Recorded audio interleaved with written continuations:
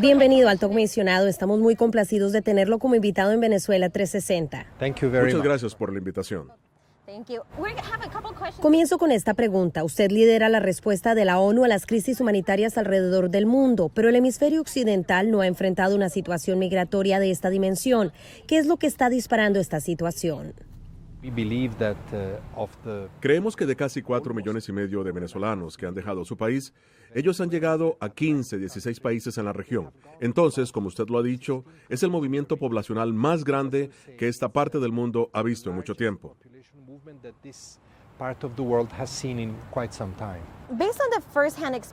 Con base en esta experiencia de primera mano que usted tiene, ¿cuál es la profundidad y la dimensión de esas difíciles condiciones que los inmigrantes venezolanos enfrentan en el continente? He visitado muchos de los países que están recibiendo a venezolanos. Algunos de los problemas que ellos tienen son realmente humanitarios. Ellos necesitan comida, medicina, refugio, atención urgente. Además, tenemos problemas muy específicos, especialmente para aquellos más vulnerables. Mujeres que han sufrido violencia, niños sin compañía, personas con necesidades especiales, y nos enfocamos mucho también en ellos. Pero el impacto real que este masivo movimiento poblacional tiene es en los servicios públicos y en las economías de los países receptores. Debo decir que no he visto antes una generosidad tan fuerte, institucional y personal como en Latinoamérica y en particular en Sudamérica.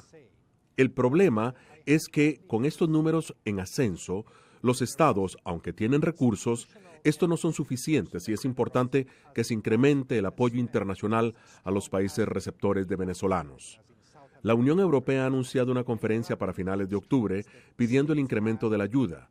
Lo agradezco y es muy importante que no olvidemos ese aspecto de esta complicada crisis. Sin embargo, parece que aquellos que tienen poder de decisión no alcanzan a dimensionar el impacto de la crisis de Venezuela. ¿Con qué argumentos convencerlos? Esta es una crisis migratoria que esta región no ha visto antes. No es como en otras partes del mundo, donde, desafortunadamente, el flujo de inmigrantes es muy común.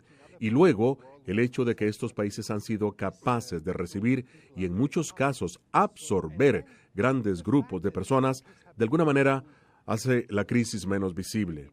Pero yo estoy preocupado. Hemos visto muchas señales y esta ayuda internacional es urgente. Hemos visto, especialmente en el nivel comunitario, que la generosidad, cuando no es apoyada por suficiente ayuda internacional, puede tornarse en hostilidad.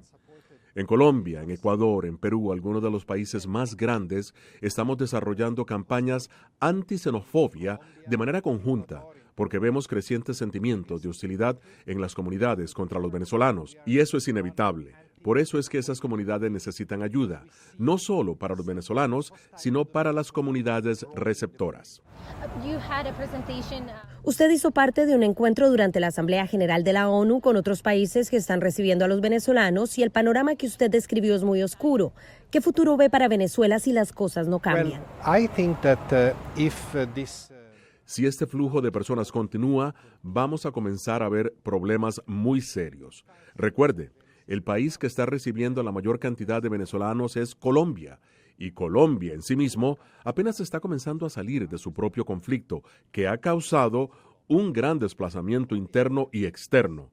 Entonces, si usted tiene otras crisis superponiéndose sobre la crisis de Colombia, va a debilitar nuevamente al país. Entonces estoy preocupado de que, como ocurre muy a menudo, el flujo de población no solo es difícil para las personas que están saliendo de su país de origen, ellas se convierten en un factor de inestabilidad en la región. Creo que Latinoamérica tiene muchos antídotos, resistencia y recursos, y en las últimas décadas también tradición de políticas de apertura hacia los inmigrantes y refugiados, y todo eso ayuda. Pero no podemos poner tanta presión o alar mucho. Por eso diría de nuevo que esta ayuda se necesita. Pero también quiero decir que lo que necesitamos más que nada es una solución política a la crisis de Venezuela. Ahora, yo no estoy involucrado en esa discusión.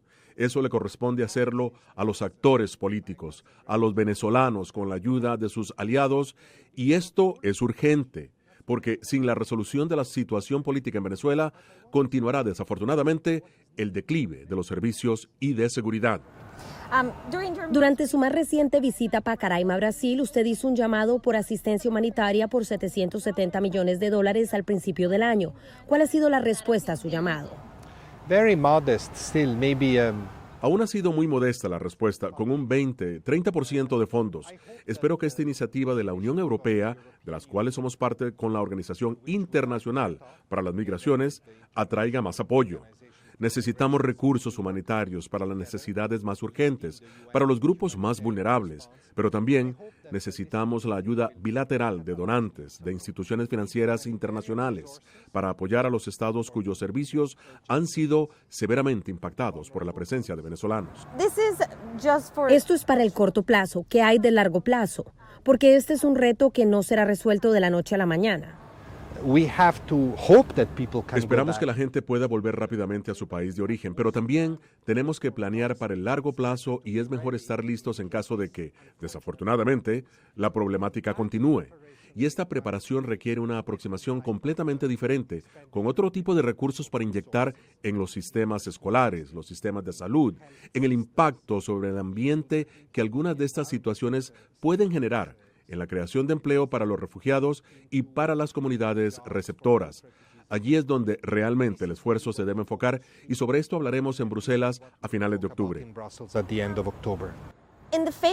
En los encuentros cara a cara que ha tenido con los refugiados, ¿hay casos específicos en los que usted haya sido conmovido personalmente?